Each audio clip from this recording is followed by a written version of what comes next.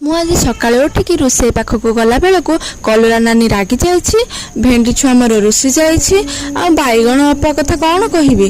ସିଏ ତାର କାନ୍ଦି କାନ୍ଦି ତା କଲର ଚେଞ୍ଜ କରିସାରିଲାଣି। ମା ଲୋ ମା, ଏମାନଙ୍କ ଦୁଃଖ ଦେଖି ନ ପାରି ମୁଁ ଫାଷ୍ଟ ଆମ ନନା ନାନୀକୁ ମିଶାଇ ଦେଲି। ତାପରେ ନାନୀର ଦେଖିବ କି ଖୁସି।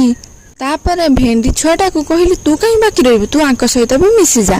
ସମସ୍ତେ ଯେଉଁ ରାଗି ରୁଷିକି ଥିଲେ ତାଙ୍କୁ ଟିକେ ଆଗେ ପରିଷ୍କାର କରିଦେଲି, ଯେମିତିକି ସେମାନେ ଟିକେ ଫ୍ରେଶ୍ ଫିଲ୍ କରିବେ। ସମସ୍ତେ ଭାରି ଖୁସି ହେଇଗଲେ। ହେଲେ ଏପଟେ ଆମ ଅଣ୍ଡା ମହାରାଜ ବହୁତ ରାଗି ଯାଇଛନ୍ତି। କହୁଛନ୍ତି ଜବୁ ତୁମ ଚାହୋ ପାସ୍ ଆତି ହୋ, ଜବୁ ତୁମ ଚାହୋ ଦୂର ଯାତି ହୋ। ହେଲେ ମୁଁ ତା କଥାକୁ ଟିକେ ଇଗ୍ନୋର କରିଦେଇକି ଆମ ନନା ନାନୀଙ୍କ କଥା ଆଉ ଛୁଆଙ୍କ କଥା ସବୁ ବୁଝିବା ପାଇଁ ପଳେଇ ଆସିଲି।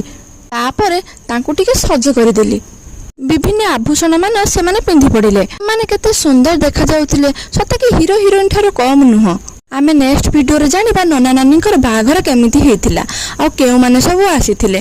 ରହିଲି, ଜୟ ଜଗନ୍ନାଥ।